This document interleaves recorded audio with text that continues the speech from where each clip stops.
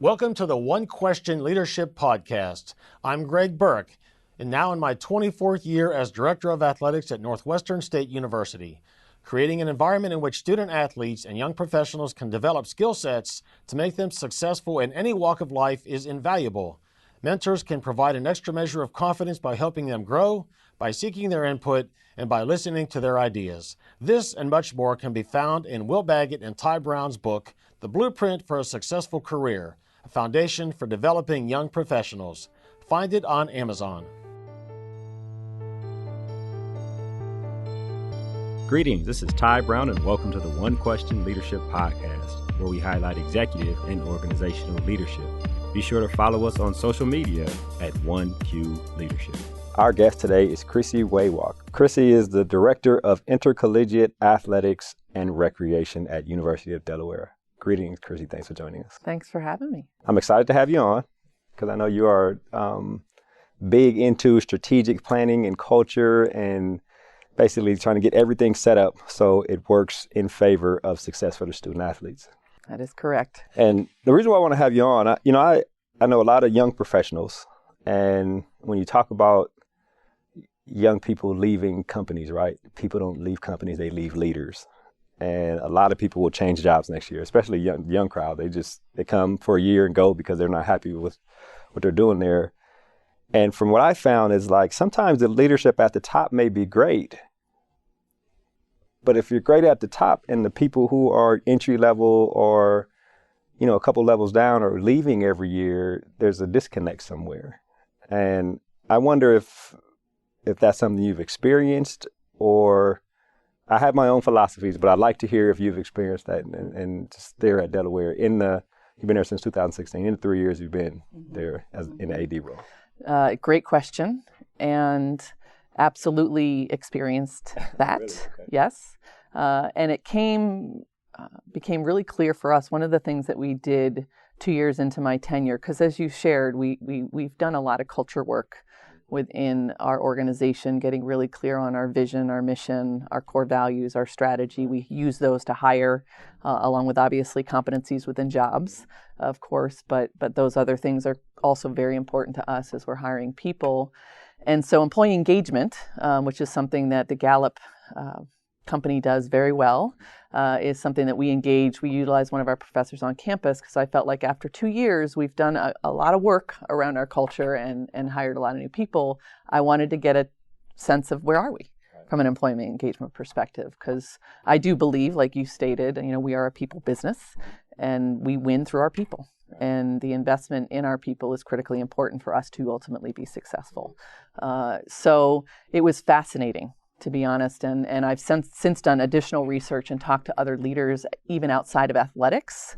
And this is not just an athletics phenomenon or University of Delaware. I don't want to claim that any other athletic department is challenged like we are in this space.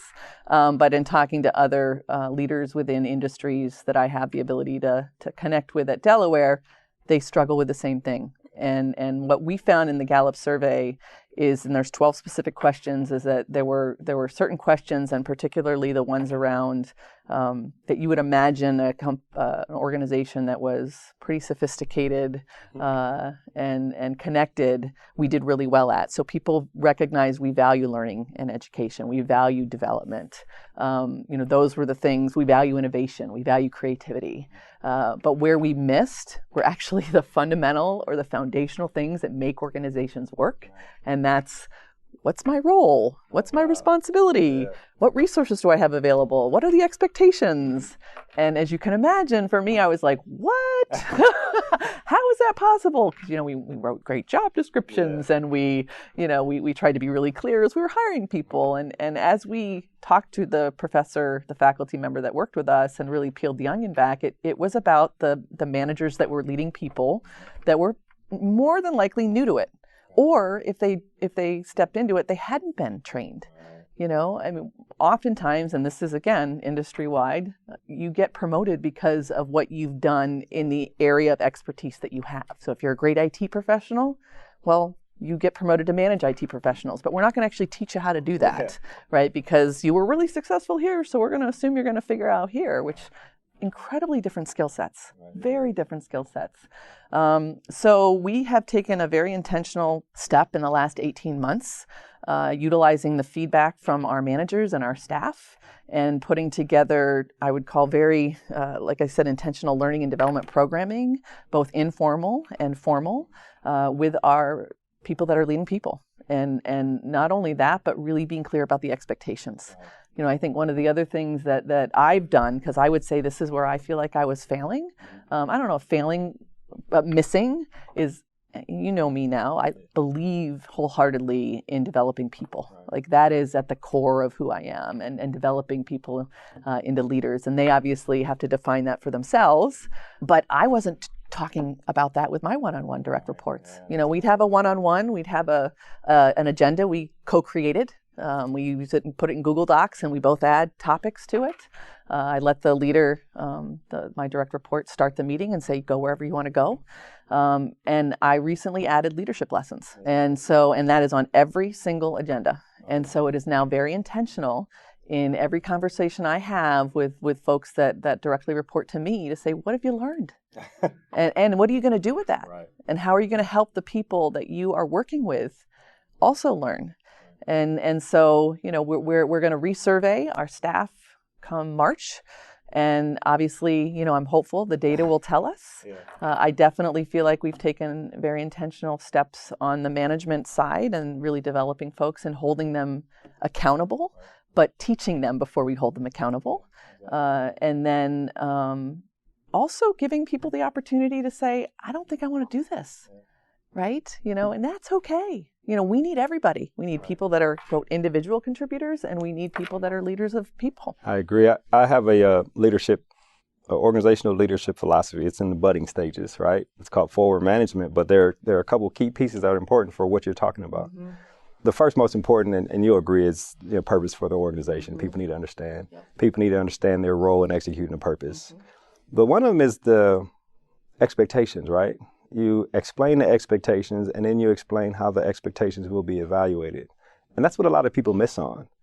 And I think that's one of the most important things. And I think there are 4 outcomes of that. Either people will do their job, people will excel at their job, they'll choose not to do the job, or you or they will realize that they probably don't have the ability to do the job. And so you adjust accordingly from that point. And that's very important. Then there's also the aspect of feedback, mm-hmm. right? And there's 2 parts of feedback. People want to know that their insight into the organization is heard and mm-hmm. potentially useful, but also people want to know how they're doing at executing whatever their role is. And I wonder if you found any of those things in terms of what you're doing, in terms of the intent and what you'll reevaluate when it comes March. I love all that, by the way, and a few things I would plus up what you're thinking about. But to answer your question, I mean, feedback, this is where I think even when people use the word feedback, what do you think?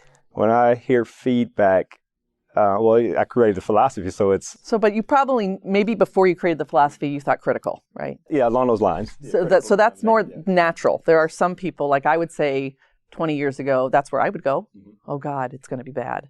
Versus now, I'm like, great. Feedback is a gift. That's what I need. Give it to me. It's a gift. But you have to learn how to give it, and you have to learn how to receive it.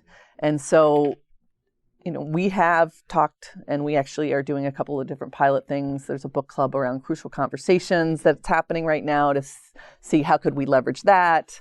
We're talking a lot about feedback. We've got thought partners that we've connected managers with to help kind of role play some of the things that we are looking for them to do. I mean, so much of it is practice, right? This is again, I think the thing that gets missed is like this leadership is not you just wake up one day and you have it. It's a constant process of learning, educating, adjusting. I mean, I'm just turned 50. I'm still learning about this stuff, and I'm still making mistakes, and I'm still recalibrating. But so much of it is coming from listening and receiving feedback.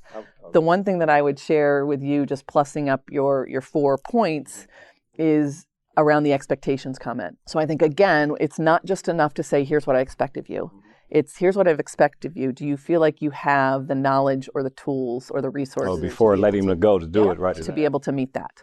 Or a clear path on how to get those things.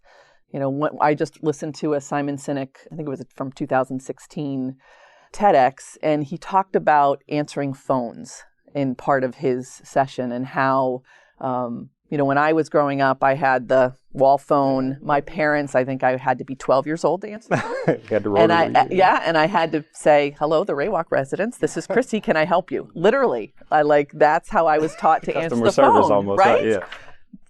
People nowadays, they have one phone they answer, and they know who's calling, and they know they're calling for them. So, if you're in a job now where you're having to answer a phone, regardless of whether it's customer service or not. I mean, I was talking to one of my colleagues here who's young, and she's like, "I didn't know how to answer the phone. Do I answer at University of Delaware Athletics? Do I answer at, 'Hi, this is Julia'? What do I do?" And I mean, that's real, right? I mean, it sounds silly, but those are real things you got to train people on. Exactly right. Or give them, like I said, the clear expectations on not just this is what you need to do, but this is how you do it, how you can do it. And do you think you have the resources to be able to execute? That's yeah, an and if you excellent don't, addition. why not? Let's talk about that. Because the intent is not to support you to be successful. Right. I mean, that's crazy. We just spent all this time to hire you, and we absolutely want you to be successful and to grow and to learn. I want to pick up on feedback, right? Initially, in that leadership philosophy I mentioned, I call it haptic feedback. And people were like, everybody won't know what haptic means. Mm-hmm. Haptic feedback is like, say, on your cell phone and you're dialing a number and it might vibrate every time you press it, right? So you know that you are getting a response. A little stressy. Exactly, right? And so I called it that, and so I changed it because everybody know what haptic meant. But I say that because the two types of feedback, either I'm giving you input into what I think can help this organization, feedback to the organization, or you're giving me input into how I am executing the expectations. So I wonder, in the exercises you mentioned, are they geared more one towards the other, or are they both feedback, or is one on just, I mean, how do you couch the two different ways that you garner feedback? People, the younger folks saying, I can help how we, somebody as an intern sitting in a meeting where they're supposed to just be taking notes, but now they're raising their hand because they feel like they have insight into how to make something better. So it's both for us, and we're, again, I'll use the word intentional about the setups that we have, whether it's an all-team meeting or special sessions that we pull together. We've done a couple of town halls. Those have been really interesting, and I appreciate actually how our staff has engaged in those, and we'll have leadership team up in front and open forum, ask any questions you want to ask. Which gives you insight. Yeah, which gives us insight. And you may use it. I guess if it's great, you'll probably use it. And I would tell you, there's no question that I may not use it, but I'm always listening. Right. And I work hard, I'm not perfect at it, to be able to circle back to people and say, I really appreciated that. Here's how I'm going to use it, or here's how I don't think I can use it right now. Or let me give you some perspective that may change that feedback. And, I am a feedback hound. Like, I love surveys. I love focus groups. I love those conversations. And I think part of it is because so much of how I've learned and grown myself and the organizations that I've had the privilege to be a part of, I use that for us to get better. Right. I don't survey to survey. Yeah. That's not helpful. I think some people automatically assume that it's going to fall on deaf ears. When you reevaluate in March, are they the same questions, or is it the same exact questions? Mm-hmm. And I guess that's how you'll know the baseline was set and you weren't happy with the results of the baseline, right? So you'll come back in March and look at everything. Yeah, there were certain things. So we did it. The neat thing about the Gallup is, it's the same set of questions. They get analyzed outside of, our world. And we had the department-wide results, and then we had team-specific results. So what was great is each of the leaders understood what they needed to work on within their teams. So while there was an overarching element of the topics that I described earlier, some of the individual teams needed to work on a few different things. And so part of our action steps for this fiscal year have been very team specific for each of the individual leaders on what they are working on. And those were created by the teams. Right. So again, they're involved, they're buying in. And if they're not, they're pretending like they are. And I hope that's not the case, because at the end of the day, sure isn't very fulfilling, and I wouldn't want that for them. So here's what I wonder. We are able to see, when you see a lot of young professionals coming and going so fast, nature of the workforce now, I guess, right? You're able to see it. But in previous years, because people have been promoted to leadership positions forever, whether they were ready or not, right? But in previous years, how would we see if they weren't doing a good job if we didn't do surveys? Because the entry levelers weren't leaving every year like they are now.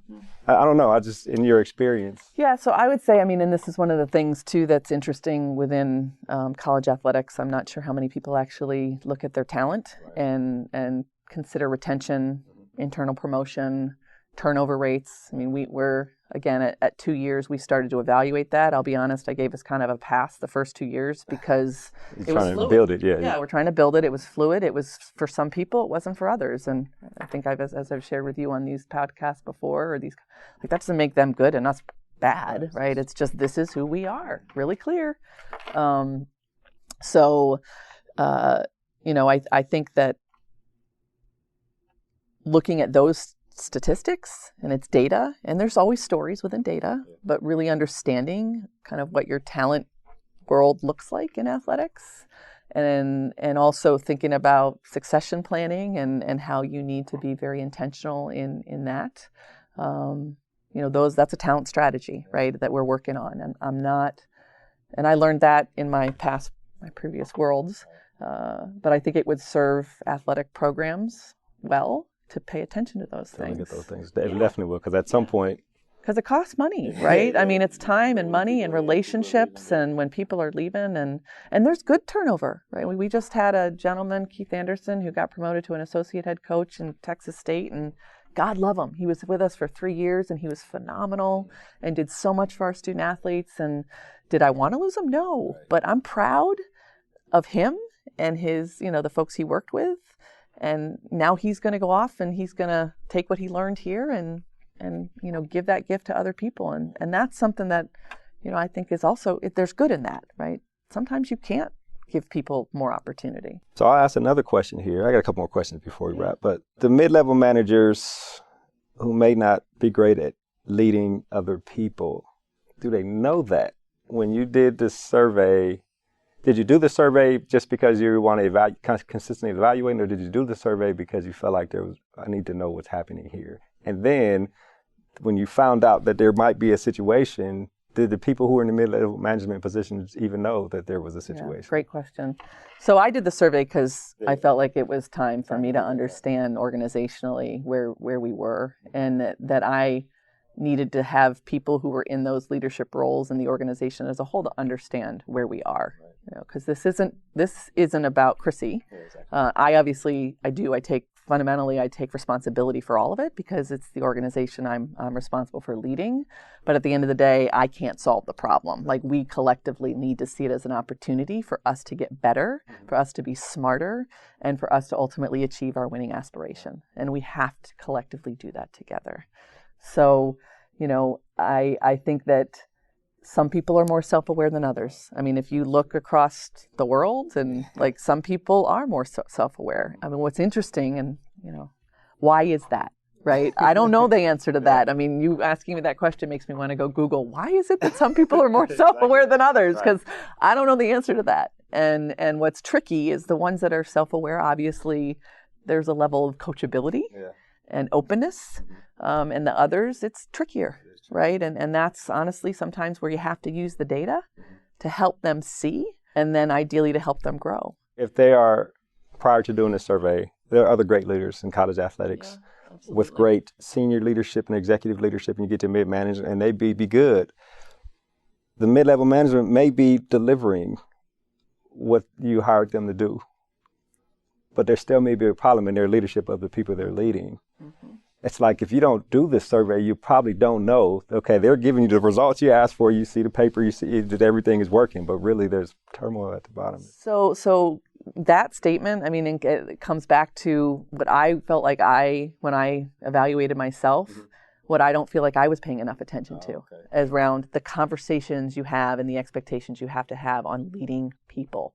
So, my direct reports, I say to them, particularly now that we're 3.5 years into this, 70% of your job is strategy and leading your people. 30% of your job is doing. I mean, that's just part of our world. The deliverable. The rest is, The rest is, how are you, that's a significant chunk of your job, right? And yet what I was talking about was, did you get that done? How'd you do that? Did you get? And I'm like, hello, how are they gonna? And so it trickles down, at that middle manager level. I actually even don't love that word. I wish if you've got another one, that'd be great. It's probably 40-60, 40% or 50-50 at times, and it may flux. Like 50% of your time should be about leading your people. 50% of your time should be about executing the strategy. And we're not clear about that, right? Again, what got them to that manager role? Why are they successful? Because of what they did. What's interesting is like the statement that successful organizational culture or successful organizational leadership is much bigger than the deliverables, right? You know what I mean? Your job is much bigger than the bottom line of what you turn in for me to evaluate. There's a whole lot more in terms of leading people. The only way to get to in my opinion, my humble opinion, the way to get to the success of the bottom line is through your people. The final question I'll ask is more personal. You seem like this is a big part of the way you think and the way you lead. I wonder, do you lead your personal life like this? Are you? That's not a fair question. No, Do you survey yourself? I find myself very, critical of myself, right? How did I handle that? How do we do there? How am I going to approach this? But I wonder, somebody on your level, does everything have some type of evaluation point? Everything has an approach to it, has legs to strategy. How are we kind of thing? So I would say more often than not, yes. And part of it is because that works for me. And that's something I've learned over time. Again, not perfect at it, but I build things around me to help us be successful, including myself. Yeah, and that's learned, right? I mean, I've made a lot of mistakes. I'm going to continue to make a lot of mistakes, but I take those mistakes and I treat them as opportunities to get better, and that's what motivates me. Chrissi, this has been an excellent conversation. I really appreciate you joining us here on the One Question Leadership Podcast. Well, I appreciate you and asking these questions and being able to share this information with others. So thank you so much. That was Chrissi Rawak. She is the Director of Intercollegiate Athletics and Recreation at University of Delaware. And of course, this is Ty Brown with One Question. And keep in mind, the role of a leader is to create and maintain an environment that people want to be a part of. And as always, be better tomorrow than you are today.